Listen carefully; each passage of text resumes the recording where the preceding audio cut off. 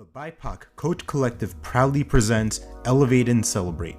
This is a podcast to showcase our members, dive deeper into their journeys, and express who they are into the world. Our mission is to curate a brave and authentic space for coaches to connect and to elevate our voices globally in the coaching profession. Learn more about us at bipoccc.org.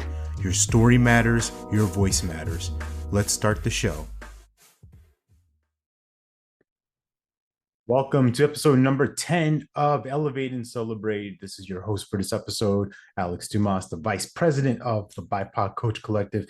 And I am super excited, super thrilled to have this next guest come up. This month, we're going to feature Devon Bandison. He's not part of the collective yet. I'm putting it out there into the ethers. He's widely respected in the coaching circles that I'm in and that some of you are in.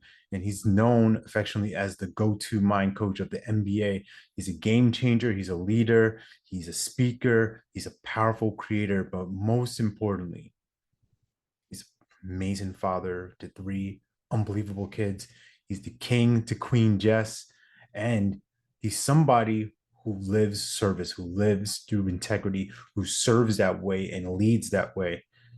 What you're going to experience in this conversation is really more of a masterclass of being and how massive actions happen, how you can move mountains with being decisive, being clear, with always seeking out mentorship, of always seeking out guidance, of always tapping into people who are just a few steps ahead and then following what they do and implementing at the speed of instruction. So this episode is going to be one that you're going to listen to 10, 15 times. So grab your pen, grab your paper, take your notes, because this is not just a standard type of interview. This is somebody that I have a lot of respect for, admiration for, and a deep connection with. And I know that you're going to get so much out of this, just like I got out of this. So buckle up. I'm about to take off. The rocket ship is on the way. And enjoy this latest episode, and make sure that you stay connected with the BIPOC Coach Collective. Subscribe to our YouTube channel. Make sure you follow us on our social media on LinkedIn and connect with us on our website. And if you are in the community, make sure that you tap in. This week, we're having a facilitation call. It's happening November 10th, and we're going to have our networking the week after, since it's a short month to get ready for Thanksgiving. So all that said and done, tap in, enjoy the show. All right, the champ is here. Told you I was going to get him. Told you I was going to have the one and only. Queens get the money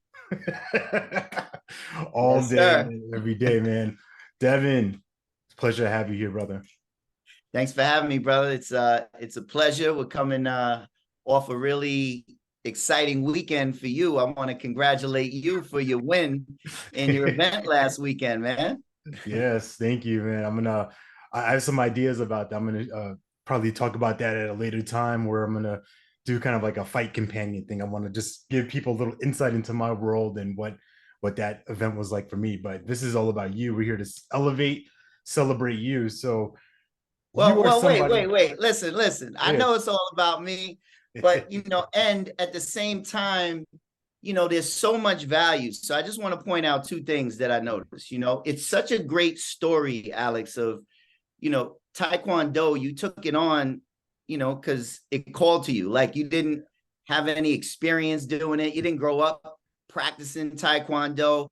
Right. And it's just a great reflection of when you put time and attention into something, right? Not only could you get the outcome, but the process, I'm sure, is what people are going to want to hear about. Like, who you became in the process to get that gold medal is probably more powerful than even the gold medal. And the gold medal is great.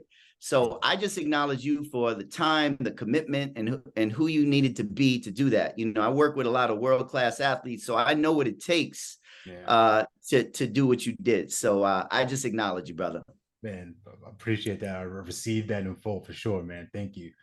Yeah, I'm gonna definitely drop some gems about that at a later date, because there's so much. I've been dripping it on my personal podcast, but it's only 3-minute bites, so there's only so much I can really express in that time. But it's coming, so just stay tuned for that. I will.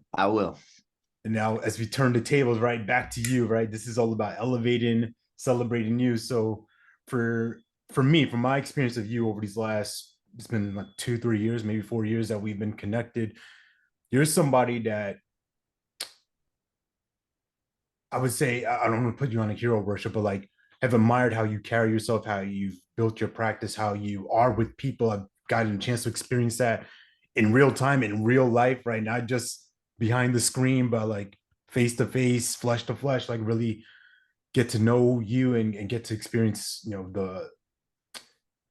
the joy you bring into this world of coaching. And for the people out there who don't know you right now, or maybe if like the first time like, who's this Devon Bandison guy? I really would love for you to give us a clear path of like, how'd you become that guy? Yeah. Yeah, thank you. Thank you, brother. I received that. Thank you for noticing. This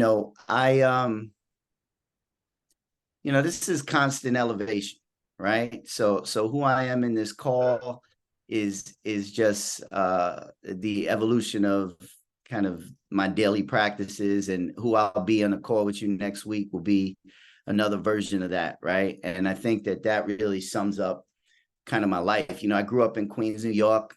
Queens get the money. And since we're speaking of coaches, one of the things, my father was my hero growing up, and he taught me life through basketball. He ran some of the biggest basketball tournaments in New York City. Like, I was doing the book at 6 years old, watching guys like Mark Jackson and Pearl Washington. And it was great. I was able to create a community around that. And then, I realized that when we used to take these train rides, he would teach me basketball, but it would really be about life, how you treat people, how you're a leader, how commitment, what commitment looks like when you don't want to go to practice. And it really started, shaping and molding who I was as a human being. And when I got about 13 years old, my grandmother, Omar, she was like, remember Soul Food, the movie? So remember how when the grandma died in Soul Food and then the family just kind of split up and things, that's kind of like how my family was, right? And my father took it very hard, and he started using drugs, and at 13, 14 years old, he turned our house into like a crack house. And I remember coming home from school and just like people want to come over after school and be like, nah, because it was an embarrassment, right? And at a young age, we have this things that develop us. We have this fight or flight mentality. It's like, I have a thought, how did my father choose crack over me? And I made a promise at that time. I said, when I become a father at 14, I'm thinking this, I'm gonna do it a little better than my dad did, right? And it took years later to realize that my dad was just doing the best he could with the thinking he had. Everyone always is just doing the best they could with the thinking they had. And so people say, how did you do so well in this industry and create so much change? And I tell them, like, I made a lot of mistakes growing up, man, and I made a lot of mistakes and learned from some of them, made the same mistakes a couple times and learned from them, and then was able to really teach people and coach people through experience of, hey, I've been there. And sometimes, I'm talking to all the coaches out there, like, you want to look back, your past does not need to be your future. I think I'm a prime example that my past does not need to be my future. So if you're sitting there and you're watching this episode, or you're thinking like, man, you're hard on yourself, you're judging yourself for the thing you did, or the divorce you had, or this or that, right? Forgive yourself for that, because the beauty about our work is that we could create a future from the future. And most people don't have a future. What they do is they have a recycled past. Right. So they try to be a better version of a different version. But when you're trying to be a better or different version, what are you a better, different version of? Right. Of a past. So you have no future. So for me, I'm a great example of thank God, your past does not lead to be your future, because I'm lucky in many ways that I'm even a free man at this point based on my past. Right. So I made a lot of mistakes, and I remember telling myself, as long as I don't smoke crack like my dad, I'll be all right. And but I used everything else under the sun, right? And the repercussions for what I did was even worse than my dad. And I remember just running into mentors. I didn't really know about coaching at this point, but even from a young basketball player coming up in my 20s, there were always people that were put in my life that like really were there at the right time, like these guardian angels. And sometimes I listened, sometimes I didn't, And so I got into nonprofit. I got a scholarship to a school in North Carolina, basketball scholarship. And ball was my whole life. I played Rucker Park. I played, all the best tournaments. I got a scholarship to a D1 school in North Carolina. And within 2 years, blew my stop. Yep. And within 2 years, I was home back in New York because I blew the scholarship. I'm telling you, man, because I think it's important, because what happens is a lot of people get a level of success and they don't tell people the whole story. When I ran into Tim Ferriss, I had a joke with him. I said, yo, Tim, I appreciate the 4-hour work week, but when you going to tell people about the 20 years it took you to get the 4-hour work week?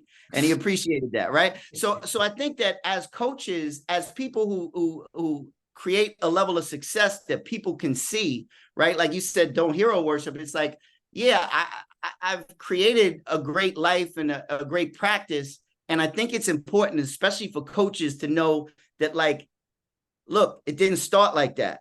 Right. It was a lot of time and attention and hours. So basically, my story is I went to a nonprofit. I came home. I was like the community guy, right? I used to run basketball tournaments. I'd have the West Indian grandparents, making oxtail and rice and peas. I'd have the teenagers, DJing. I had the young kids selling water for $1, right? Because I always had like this spirit of community. Right. And so I got to this nonprofit and I was working with what they call at-risk youth, right? And I didn't like the name, so I changed their name to At Hope Youth. And so our job was to go into, Brooklyn. I used to work in Bed-Stuy. Now, this is before, gentrification, when they started calling it Stuyvesant Heights. I didn't grow up in that era. I grew up when they called it Bed-Stuy, do or die. They called it Brownsville, never ran, never will. Right? So I used to go in the homes and work with mental behavioral health with children and families. And I did that for a couple of years, and this woman came to me named Kerry. She was the director and said, "What are you doing?" I said, "What do you mean?" She said, "You're the best worker we have, but if you don't go back to school, then you're going to have a ceiling." And it was the first time in a long time that I remember someone who I felt like really see me, who took a interest in me.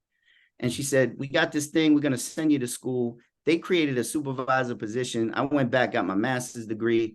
And then I ended up becoming the director of all the programs I started out as a line worker. So these were in all of New York. We ran, mental health programs. So I had psychologists, social workers reporting to me. We had programs in school. I created a first-time fatherhood program. Why? Because you got to teach what you need to learn the most, right? So at that point, I said, what do I need to learn the most? Be a dad. And so I created a fatherhood program in the South Bronx. And it did well. It got some national recognition. And during that time, I became really interested in leadership development and coaching. And so I was like an organizational development junkie, right? And so I'd be at every training, everything, and I'd just be in it. And a few years of that, my teams, I started implementing what I was doing with my teams, and my teams became, in this 20,000 person organization, they became the highest performing teams. Highest retention rate, highest work satisfaction. So I loved it, but I didn't really know coaching the way we know coaching, right? I just knew some leadership stuff. Is this helpful? I just telling the story? No, this is good. I love it, man. Keep going. Yeah. So and I want the people listening, everybody, all my peeps out there, to really listen, like, not to compare, but to identify, like, hey, where do I see myself in this story with Devon, right? Yeah. It's not the same exact thing. And I'm sure you've experienced some of the things I've experienced. So I'm running the program. It's all good, right? I'm loving what I'm doing. I got about $5 over lunch money and I think I'm good. You know what I mean? $5 over lunch money. It's like I got lunch money, then I got about $5 and I'm good, right? And a soda, Nonprofit. maybe. Yeah, like a soda, quart of water, whatever. But I'm doing well, right? I'm the director now. And then they give me a promotion. And it's Midtown Manhattan on 1250 Broadway, corner office, and about 5 minutes into that job, I realized it may have been the biggest mistake I made, because I wasn't working with the people I wanted to work with. I wasn't working with the population I want to work with. And it was a real toxic environment. And at the time, it was the first time I had what my man Steve Chandler calls victim mindset. Like I had a victim language, which sounded like this. And some of y'all out there practice victim language every day. So it sounded like this. Oh my God, it's only Monday. just trying to get through to Friday. Thank God it's Friday, right? Then you see the person Monday, hey man, how's the weekend? Too short, right? And then, what happens is your words create your world. So when you come up and you're living a world called, I'm trying to get through to Friday, then you have a life called trying to just get through to Friday. And so at the same time, I'm going through what they call a difficult divorce. You've heard of it, right? You've heard we from New York. You've heard of difficult divorces, right? Yes. Now this is before I've been evolved and traveled to California and heard this thing called conscious uncoupling, right? Like there was none of that. This wasn't no California. This was New York. No California dreaming.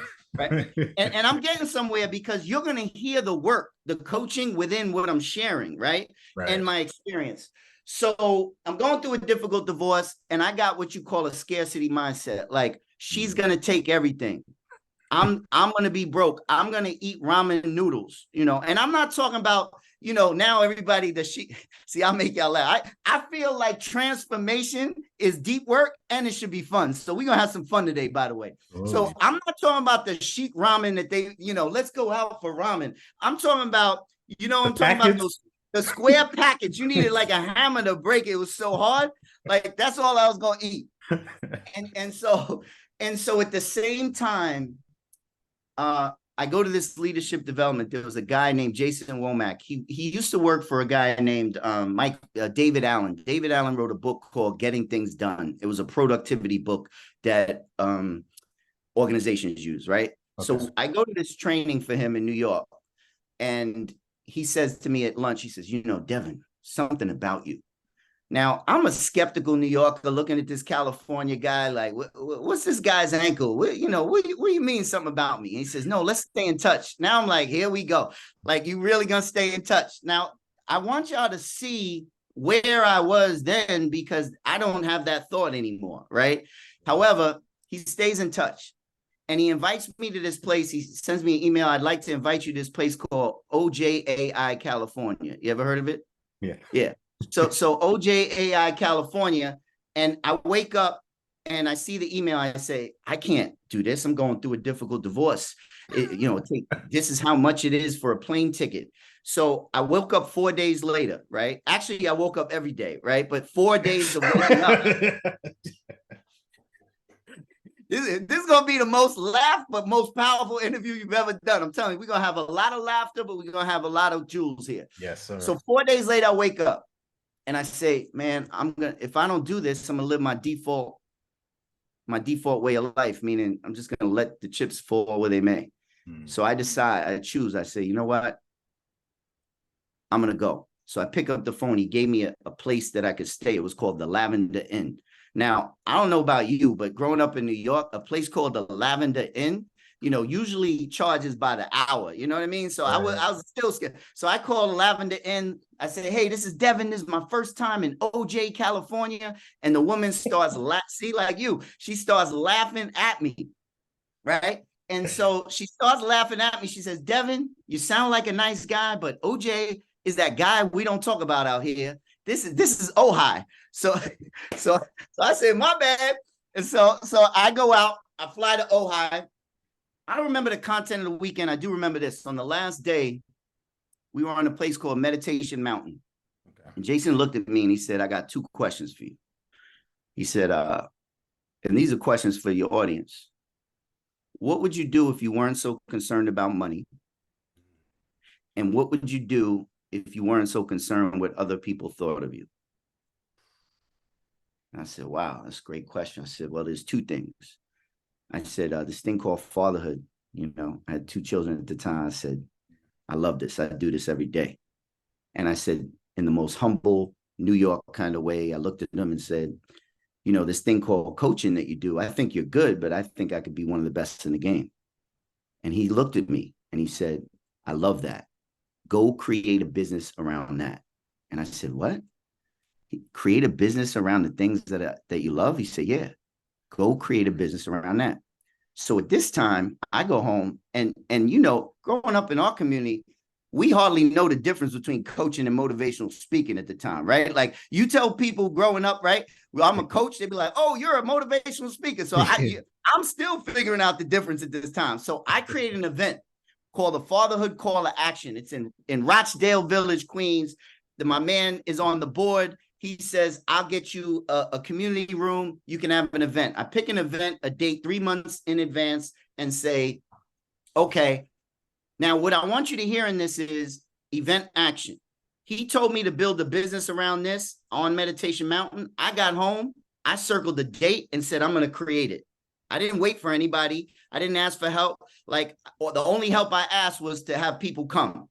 Right. So I circled the date. I call it the Fatherhood Call to Action. I call this people at this time, Alex, I had gone to a bunch of TEDx talks, right? Okay. So at the TEDx talks, I connected with the speakers. Hey, you were great, blah, blah, blah. Can I get your number? So I called these speakers. I said, I'm having an event. I ain't got no money. Would you be willing to come? This woman named Jeanette Powell, I love her. She, Oprah did a special on her. She had this book about fatherhood, daddylessness. And she said, Dev, you sound like a great guy. I just happened to be in Connecticut that weekend. I live in Omaha. Wow. So she says, I'll come, and I have 2 other people who could speak. So now I got 3 speakers. Wow. Then I call this young man who did a spoken word poet. He was at a TEDx and he was in school at UMass. I said, listen, you're a college kid. I ain't got no money. If I pay for your train ticket, you stay with me this weekend. I'll buy you all the food you want all weekend. Are you down? He says, you going to buy me all the food I want? I said, yeah. College kid, he's in. So now I got talking about creation, man. Like nobody's coming to save me. Right. I understand it. So now I got this fire. So now I have the event and I invite family, friends. The only price of admission was your email address because people told me at that time, get an email address. Yeah. So I got the email address. They come in. It's the day before my guy calls me and says, I got good news and bad news. I said, well, what is that? Like, he says, what do you want? So now I've done some work. I said, I want the good news. He says, what do you mean? Everybody wants the bad news for. I said, then why are you asking me? So he gives me the bad news first. And he says, the space we gave you, we overbooked it. You can't get it. The day before the event. Then he pauses for dramatic effect and says, so we're going to have to upgrade you to the ballroom. Wow. So now, this is what commitment does. I'm in this nice, beautiful ballroom. We have the event. We video the event. Mm-hmm. We put up the event on like YouTube. Someone sees it. TEDx Boca Raton sees my video, calls me and says, we'd like to fly you out to speak at TEDx Boca Raton in front of 15,000 people. So my first or second professional speaking gig was at TEDx Boca Raton. So I go there and it was not because I'm special, just because I'm in action, right? So I go to TEDx, I speak. One of my first clients who worked for Morgan Stanley, I ended up going and working for coaching some people in their company, was at the event and says, hey, I want to keep in touch. And he didn't know if I was that good. So he ended up saying, can you coach my son? I coach his son, who's a senior in NYU. He's a ball player, but he wants to go into business. In 6 months, I coach him. We coach him and get this opportunity for him to get signed a professional basketball deal in Israel while they pay for his master's in business, MBA. Wow. So he goes to Israel. So the guy sees that in 6 months and says, I'm hiring you. Now, at this time, I'm still figuring out coaching. Before I got this client, I had one client And the one client was a school teacher from California. So she got home at 7 p.m. Pacific time. That means I was coaching her 4 times a month for about $400, right? And it was from 10 p.m. to 11:30 at night while I was still working my job. Are you with me? I'm with you. You want me to pause right here? Because No, keep going. Okay. This All gold.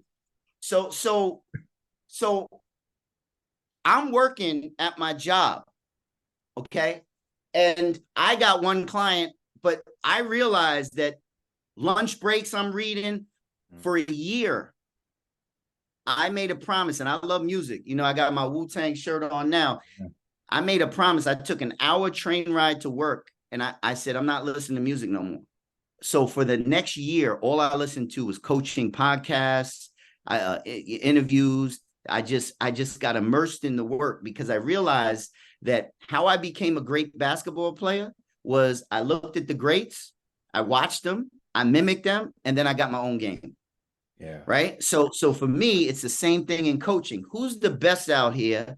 Watch them, learn from them. You'll mimic them at first, and then you get your own voice in this industry. Right. Everybody says don't be a copycat. I always say it depends on the cat you're copying, right? Because that's how great ones get great.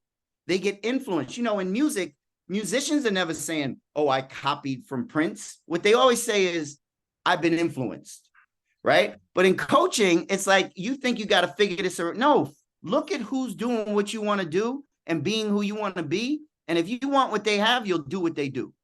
So that's what I did for a year. Okay. Now, I'm at this meeting for this group, and a good friend of mine who became a client says, Dev, I heard you in the coaching. There's this book.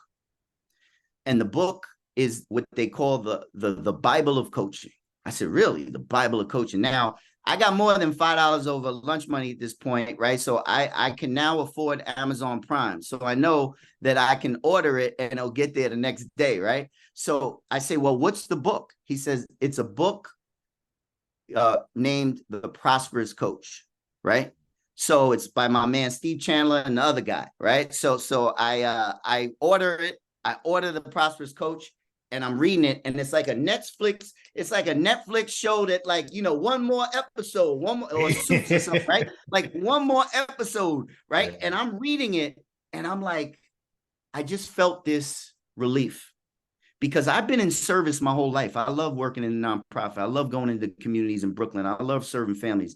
But this book, The Prosperous Coach, was the first book I ever read that said, wow, you can build a prosperous practice without selling, without manipulating, just by being service to people one client at a time. So I just immersed myself in the book, and I'm reading it, and I start doing market research. That's what I do. Meaning stalking people. So I start stalking Steve Chandler, and I see he has this coaching school. And I want y'all to hear, I talk fast, but there's a lot of jewels in here. So the coaching school at the time, right?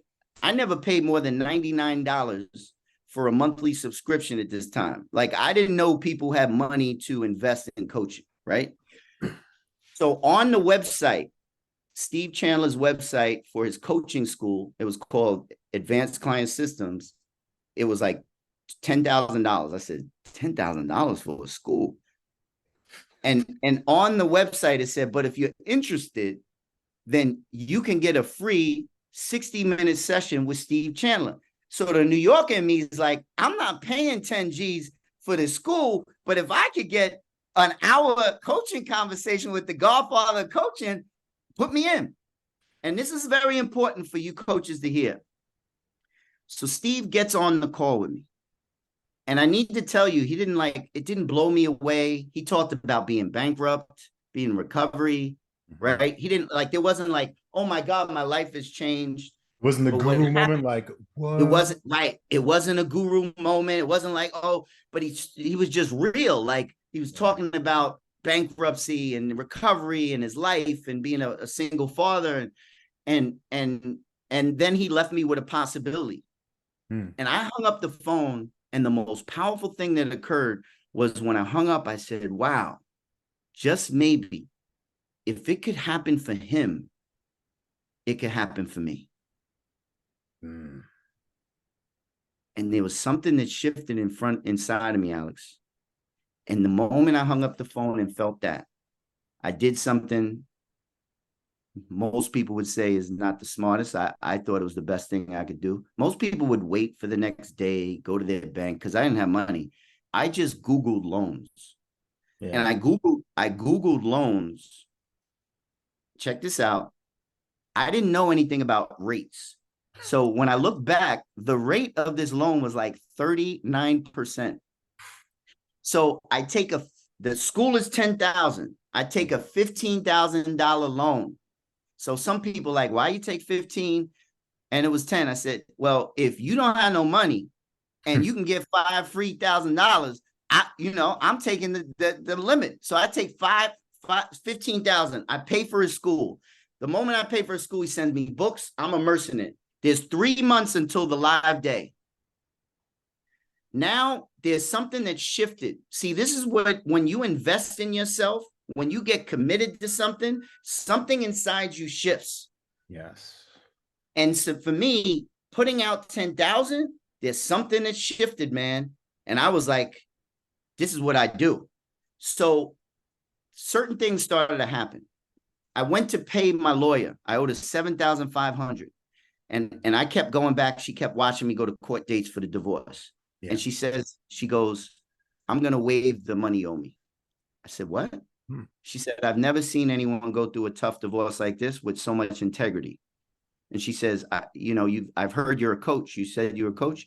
You're going to be one of only 2 people who give me your business cards, and I'm going to put it in my lobby when clients come. My clients could use you. So she started referring people. Second thing that happened, I'm doing this work because it's not about outside in. It's like the best coaches in this world.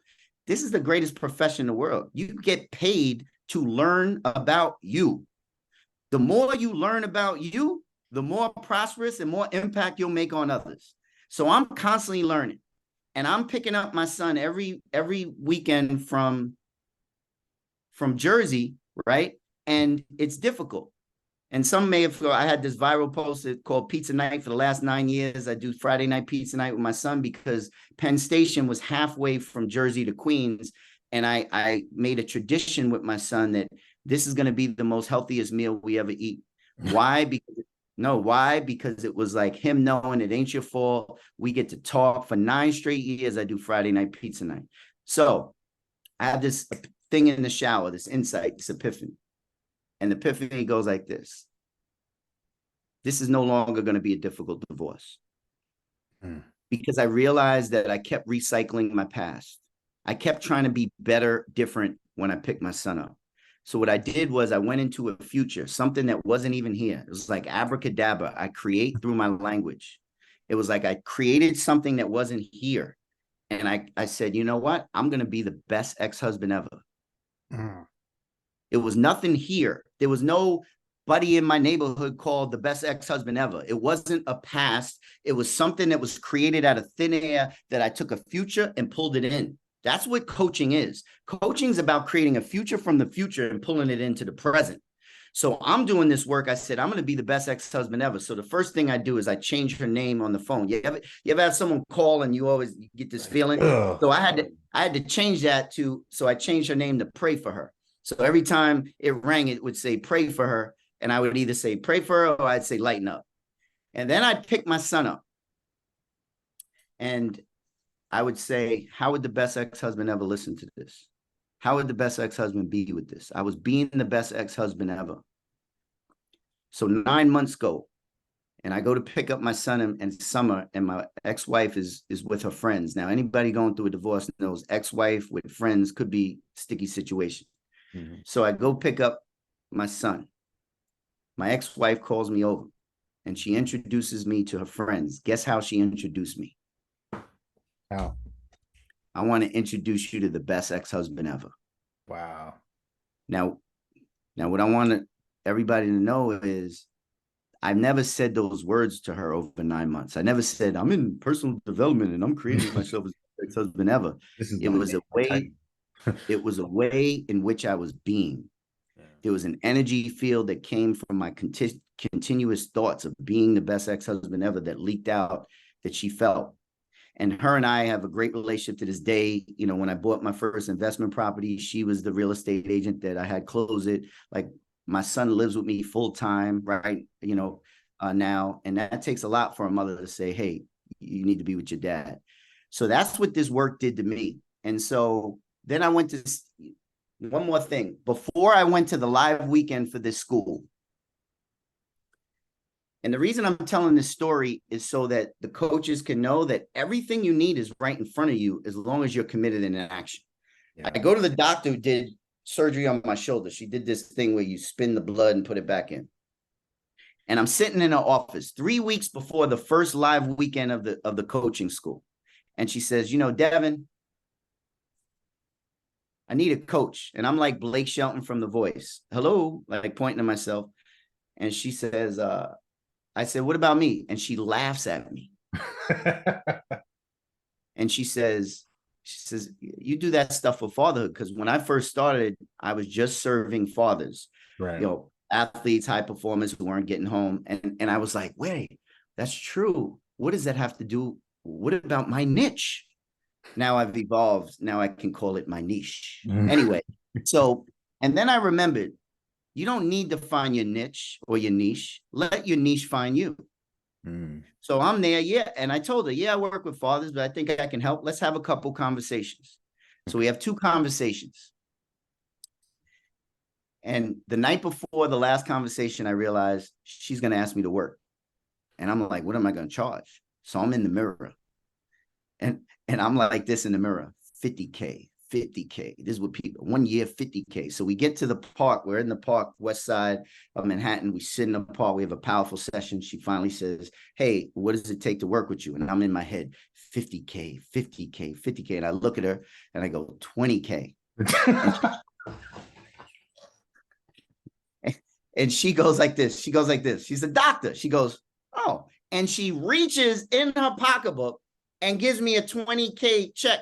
So now I'm thinking, just shut up, Devon, just shut up. So now I'm like, wow. So she gives me the check and she leaves. Now I'm hightailing it to the Bank of America. It's like 2 blocks away. But I don't know about you. I've never had 20K in my hand at this time. Right. So I think that the universe is going to go in my pocket and blow it out into the East River. So I'm skipping to the Bank of America with my hand in my pocket.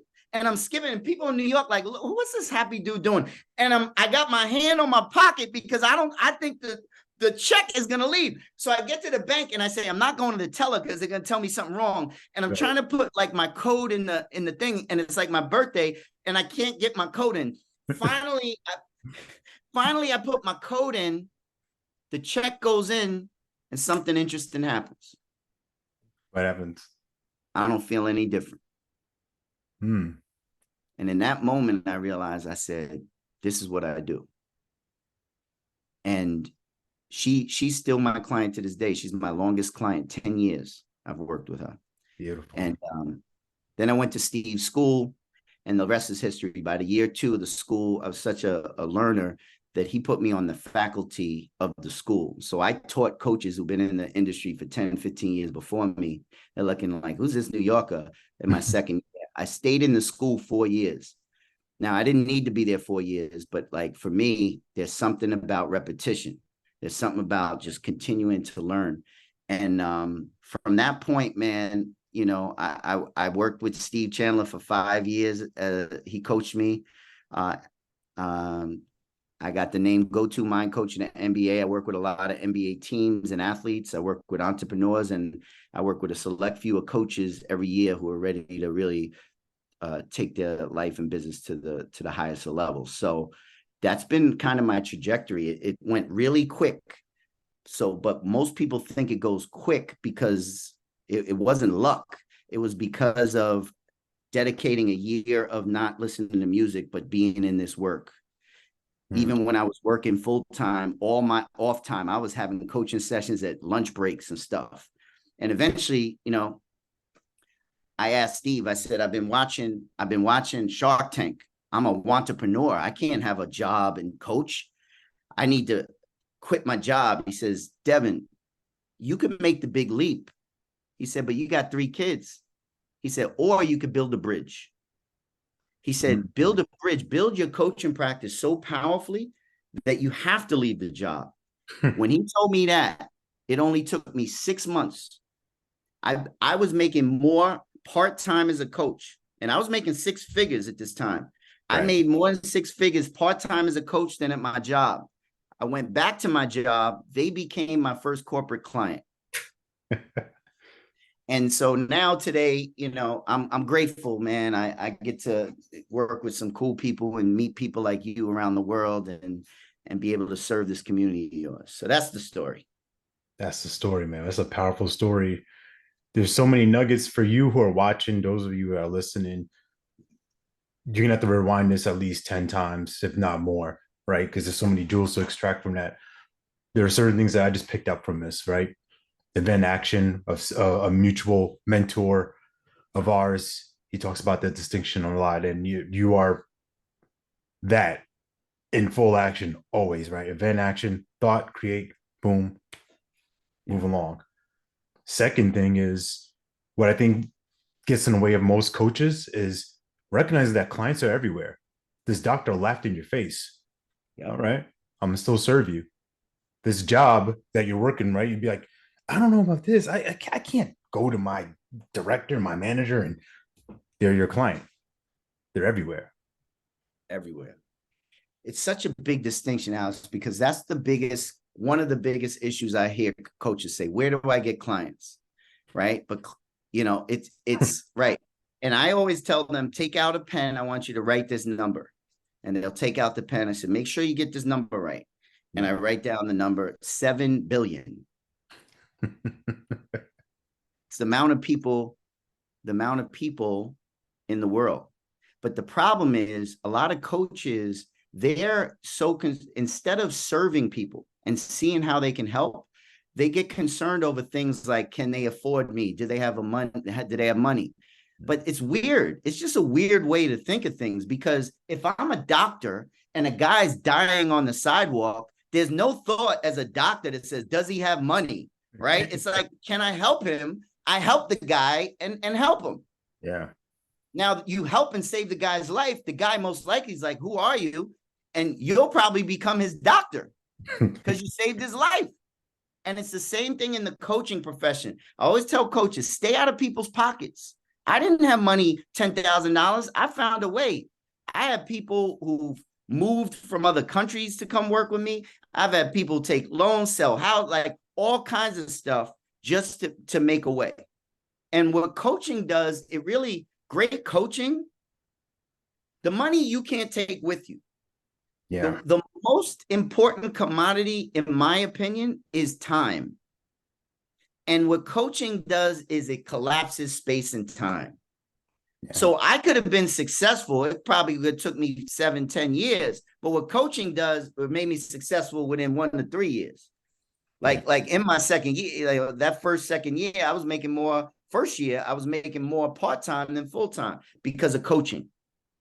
Mm-hmm. So, you know, that's really the gift of this profession. Be of service. That's it. And I want to close out with this story real quick about you being in service for me, right? It's actually 2 stories in one. I attended your main event in California last year, January 2022. So shout out to Carolyn Freya Jones, the notorious CFJ. And you took a stand for me at the first day, within the first hour there.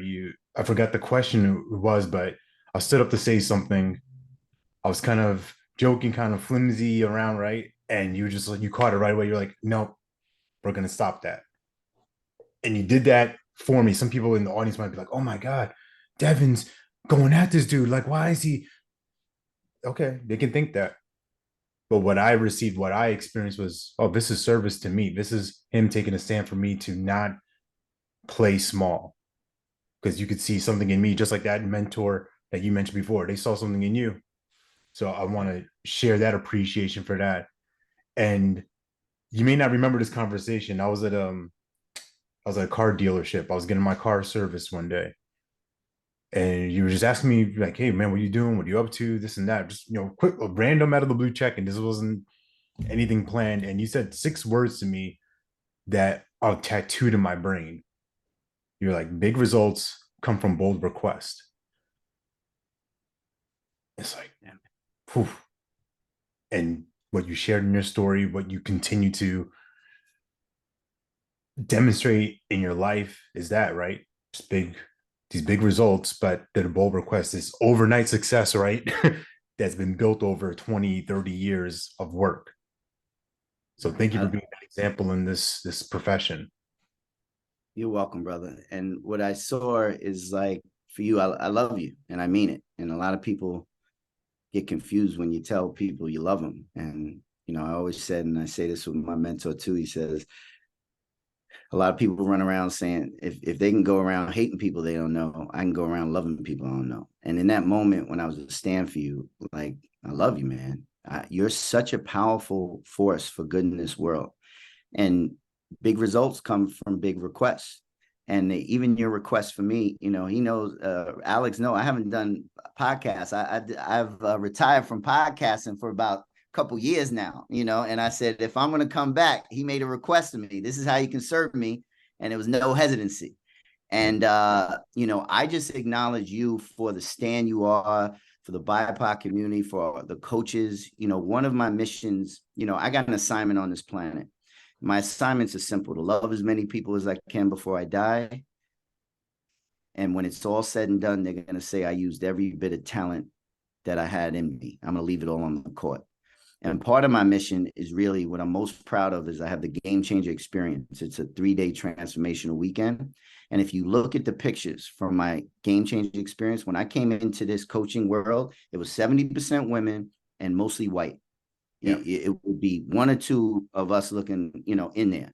Yeah. And if you look at my Gamechanger, if you look at my roster of people I work with, it's like, it's 50-50 men and women, sometimes even more men. And it's such a great representation of our community. And my mission out here is, I'm like the Netflix, the Black Godfather. There's the guy, Clarence Avant. Clarence Avant behind the scenes was moving everything. Everybody heard of Quincy Jones, but nobody heard of Clarence Avant. Right. But for me, one of my missions here is to continue to uplift, our people in this industry, not only to receive coaching, but to really be leaders in this industry. And so I just acknowledge you and the community that you guys have created to make this possible, because it's so important. So any way I can help and serve and move that mission forward, I do a lot behind the scenes, dedicate a lot of money and time to make sure that happens. But I just want to acknowledge all of you who's listening for being part of this amazing transformation of this industry. Man, well received, man. Thank you. Whew.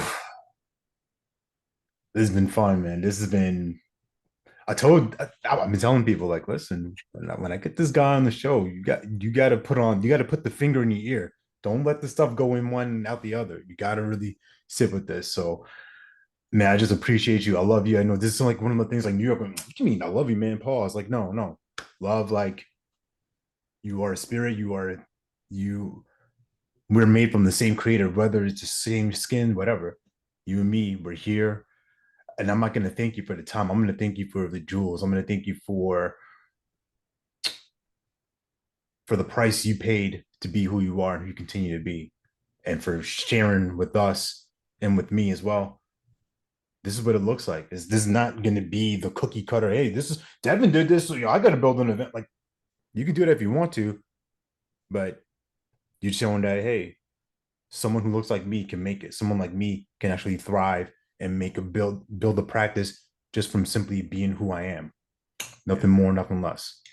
Alex, I know we're shutting. I got you. So I just want to make sure that I over deliver. So I love you. I receive it. I got 2 more things I want to tell the community, right? Yes, please do. The number one thing in building a prosperous practice for me is TNA, time and attention. Yeah. Jerry Seinfeld, when they asked him, what's the key to your success? He looked the guy. I used to do fatherhood stuff with Jerry Seinfeld. He shut, whatever. That's the whole other story. I was in this conversation. Jerry Seinfeld looked at the guy and said, "That's easy. I lock my door." And the guy said, "What do you mean?" He said, before Seinfeld, before Coffee with Comedians, Right. I am a comedian at heart. He said, so for the last 25 years, from 8 a.m. to 10 a.m., I lock my door and all I do is write jokes. Time and attention. You want to be great in this practice? Lock your door. Yeah. Dedicate yourself to your craft. And you don't need 10, 15 clients. You need one. The next one. The one that's right in front of you. Serve who's right in front of you, and there'll be a compound effect. That's what I got. Time and attention, folks. How simple is that? That's it. How do people find you? How do we connect with you? How do we learn about the Gamechanger Experience? Yeah, just go to my website, devonbandison.com. We got live 3-day weekends, the most transformational weekend on the planet. We do it all over the planet, in London, in America. We also have the online version there if you can't make it in person. So just check me out. If you got any questions, anyone in this community got any questions or follow-ups, you could just send me an email through my website, and I always get back to my own emails. And he's a real person. Like I talked to him, right? He mentioned, like, I texted him like, hey, can you be on the show? That's a bold request for him. Like, no, he could be busy. I'm like, no, like I want to have this conversation with him. I know we could service, and I'm gonna do it. And so no, that's it. Simple. You're powerful, brother. Love you, brother. You're a gold medalist in my heart, even without the Taekwondo. Appreciate you, brother. Stay blessed. And for all y'all, tune in next month. We're going to have some more gems for you. Peace, y'all. Thanks for watching this episode. If you got value from this, please subscribe and leave a rating and review. And feel free to connect with us at bipoccc.org. See you next time.